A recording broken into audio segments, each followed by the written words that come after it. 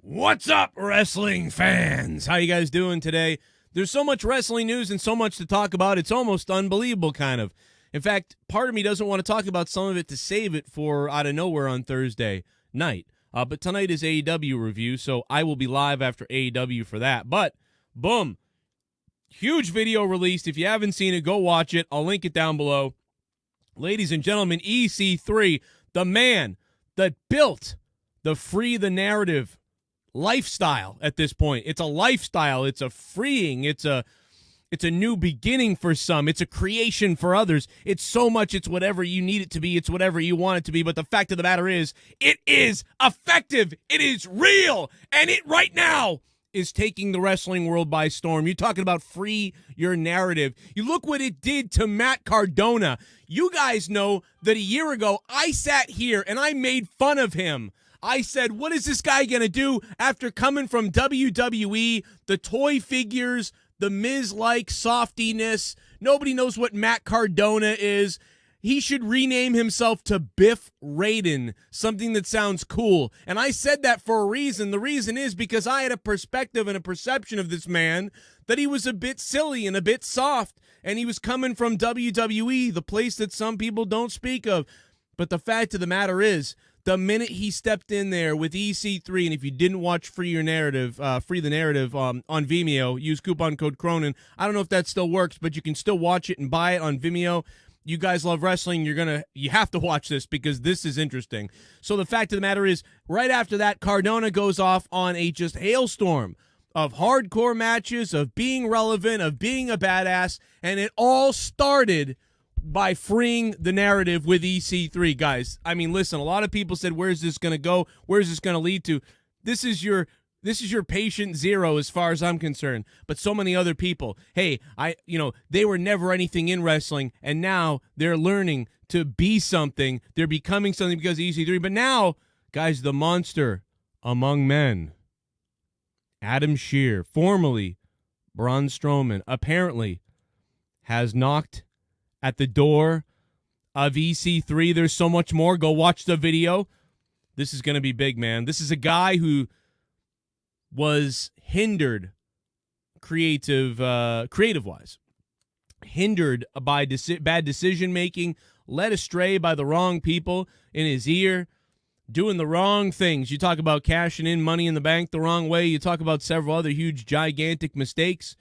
And now this man is knocking at EC3's door, and that's for a reason, guys. So where is this one going to go? Because we've already seen it work with Matt Cardona and several others that we could name. But now, Adam Shear, formerly Braun Strowman, the monster, I don't know what he's going to be, what he's going to be called. I don't know. Who knows what's going to happen? But I know one thing.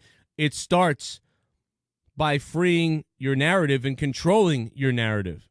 And that's what's going to happen, I think, with EC3. That's what happened with other people. Guys, I mean, listen, at first some people made fun of it. I don't understand, what's going on. But you can't deny what happened with Matt Cardona and so many other people. By the way, NXT viewership up from the post-Takeover 36 episode. That's a little bit surprising to me, which is not bad for them. But speaking of NXT, this is a big deal. We got problems. By the way, 717,000 for the people that are wondering what the number is. We got problems. We got major problems, brother. Vince McMahon himself and Prichard could be taking over NXT. So here's the deal. WWE NXT, this is the rumor. I don't know how Paul Davis, Wrestling News, a bunch of other websites, a whole bunch of stuff. Brian Alvarez, the original source. WWE are telling them that the new NXT will be produced by Vince McMahon and Prichard. Alvarez said, like anything can change, but that's the plan right now. We already saw the new NXT logo. It's been mocked everywhere because, it screams AEW with the colorful paint splash thing, which is something that AEW kind of tried to do. You know what I noticed about AEW is AEW did the cloud, the colorful cloud explosions. You know what I'm saying? But that was in an accent to their black, white, and yellow, black, white, and gold logo. So they got their black, white, and gold logo, and then they got the colors exploding everywhere, which is kind of cool. But NXT is just saying, no, we'll just take that secondary color and we'll just make it the whole damn logo. A lot of people are making fun of this, putting like Nickelodeon tunes around it and just like all kinds of things. I don't know, man. They're already off to a bad start from perception-wise, I think, as far as that goes. We're going to find out going forward just how ridiculous this really is. But there's a lot to be talked about as far as that. NXT may need to change their narrative. They may have to send the whole NXT brand to EC3's warehouse at this point to reset that whole damn thing if this shit keeps up, you know? I mean, this is a huge thing that Bruce and Vince are taking over NXT. Are you serious? Like, what the hell? They've already hey, let's ruin this too, you know? But people already think that they've already had their paws on this shit ruining it, so what's the difference, you know? Let's ruin some more stuff. But then again, you know, see, here's the thing. They think, what, Triple H couldn't get the job done, you know, AEW beat him, you know, so they're going to come in and do that. I mean, don't you think if it gets worse, right, then don't you think that they kind of ruined it, right? Because if NXT now just gets even worse, like, so are they going to take that accountability, or what if it gets better? Is that possible? What if NXT gets better? If NXT gets better, are we all going to say, well, you know, listen, we love that old NXT, but this is working better. Got to give it to Vince and Bruce. Are we going to say that? I don't see that happening, though. I just see now if it goes down to 400 and 500,000 viewers, what happens then? Do we go and say, like, I mean, does Vince say, oops, guess Triple H was better than me? Or, you know, I don't even know if I believe this stuff happening, to be honest. And there's big WrestleMania plans, by the way. WWE WrestleMania 38 will be reportedly a 2-night event, which is awful because, you know, we just heard a little while ago that Stephanie McMahon said this isn't the plan every year. This was a one-time thing. This was a special thing with the whole pandemic. But now it's being said that WWE WrestleMania will be a 2-night event. Sunday, April 3rd, 2022, from AT&T Stadium in Arlington, Texas. They announced WrestleMania 39 for Sunday, April 2nd, 2023, from SoFi Stadium in Inglewood, California. In an update, the working plan is internally as of last week was for WrestleMania 38 to be a 2-night event, as for WrestleMania 36 and 37 were, and that's according to Viteville. The current plan for WrestleMania 38 to take place on on Saturday, April 2nd, and Sunday, April 3rd, depending on how things go with COVID pandemic. This would be the first 2-night WrestleMania event to be held in front of a live crowd. You know, I'm just not in favor of it. I mean, maybe it helps with some fatigue, right? Of like, instead of a 6-7 hour show, 5-6-7 hour show, you know, you do 4 hours, 2 nights. I don't know. I understand that. I don't know if I like it, though. I always really like the idea of one night of WrestleMania. You know, have 6, 7 matches, 6, 7, 8 matches, maybe 9 or 10 matches if you count the pre-show, and do it in one night. I don't know, man. I just don't like 2 nights. I don't like it because sometimes what happens, like, the first night's really good, and the second night isn't so good, and it messes up, in my mind, WrestleMania. It convolutes the whole thing. I just don't like it personally. I'm sure some people out there like it, and, you know, part of me likes it because as a YouTube content creator, we get to do it again the next night, and there's a potential to trend more. You know, if you messed up the first night, well, it was another night. But I also notice the traffic is less because people aren't as hyped because it's not only one time for 4 hours that night. You know, you get a bigger bang on a one-night only event. You know what I mean? But, okay, you know.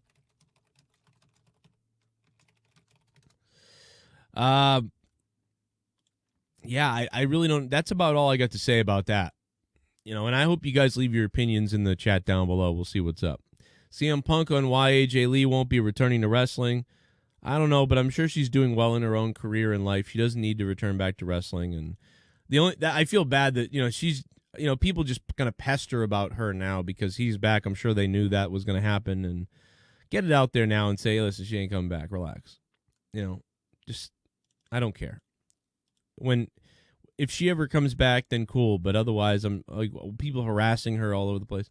Who cares? Just leave her alone. She's not coming back. She's got her own career she's working on. Maybe she'll come back. You never know. EC3 is... I can't wait to see what he does with Braun Strowman here. This is going to be crazy. Matt Cardona, speaking to him earlier, talks AEW not offering him a full-time contract, which is probably what spurred him into going out and freeing the narrative. And now Matt Cardona has been like hot on the independent scene. Ever since that happened, man, he's been hot. I mean, listen, these hardcore matches he's been doing, the hype he's been generating, Matt Cardona, man. I mean, I still, for a while, I really did believe he should call himself Biff Raiden. I think that would have been the coolest shit ever if he called himself Biff Raiden. That's the coolest name ever. And I gave it to Matt, damn it. Cardona. Oh, there's a crazy person. And Leah and monetize this. So anytime, Matt, you want to talk, you take that Biff Raiden name, man. I give it to you legally. I will not sue you. Take Biff Raiden. You're stepping in the ring with Biff Raiden. I don't know, bro. Biff Raiden. I don't know. I love it. I don't know why. I don't know why I like it, but I do. By the way, thanks to, man, I can't believe this guy. He went up to $25 producer on Patreon. So I got to shout him out right now because he's a beast. He's a freaking beast. Yusuf Bishop. What's up, Mr. Bishop? $25 Patreon producer. Thank you. And thanks to everybody who re-upped their Patreon pledges. 6535. I did get your message, man. And I just have to respond back to it on the app. My bad. I saw it earlier, though. So thank you for that. And everybody else who's been re-upping on Patreon as the charges went through today. So some people had to jump back on, figure out their wallets, all that stuff, man. Much appreciated. And thank you for doing so. But, NXT, I really don't think it's going to do better. I think the possibility is that Vince and Bruce could potentially find some talent better, maybe, or they could get some talent that comes in that could actually maybe be a star, as opposed to the flip-floppy circus from the indies. But other than that, you think they're going to produce a better weekly show? I just don't believe that. What's Triple H's role going to be if this is the rumor is real? What's Triple H's role? What happens to HBK's role? What happens to the Road Dogg's role? What happens to Road Dogg's role? I don't know. Do you know? I don't know. By the way, Chris Hero blocked me on Twitter. I don't know why that is. I haven't mentioned him. I don't think I really rarely ever say anything ever about Chris Hero. So I have no idea why he blocked me on Twitter, but somebody tagged me in something he said that had nothing to do with me, but they didn't tag me, but they just tweeted him, and I came up on my feed, and I went, I can't see who that is, and I went and looked, and it was Chris Hero, and I'm like, what the hell? We never said anything about Chris Hero. I mean, I think I did one time, years ago. I was mad because I was like, yeah, whatever, just cut Hero because they don't care about him.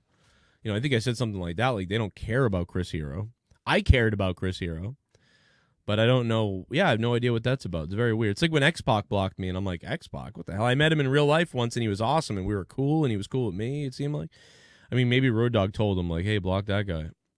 But other than that, I don't know why that is. But I'd like to update people on who Bianca Belair's blocked me.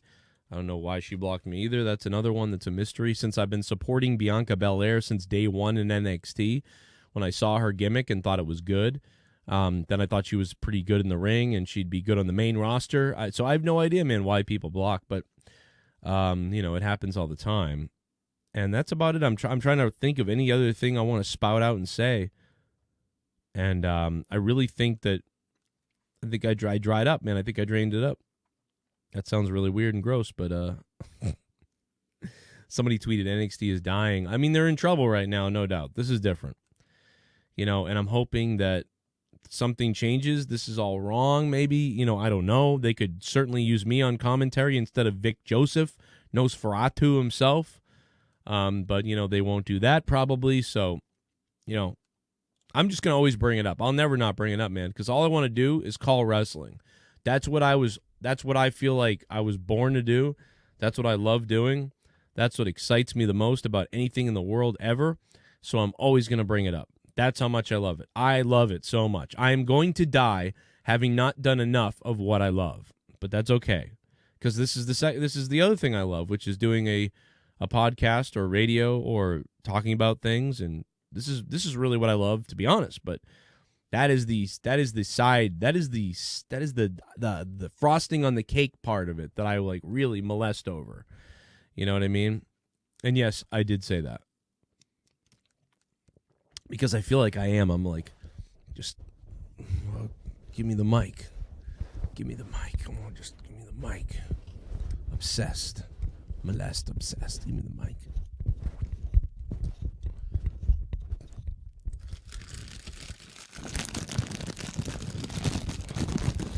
Subscribe!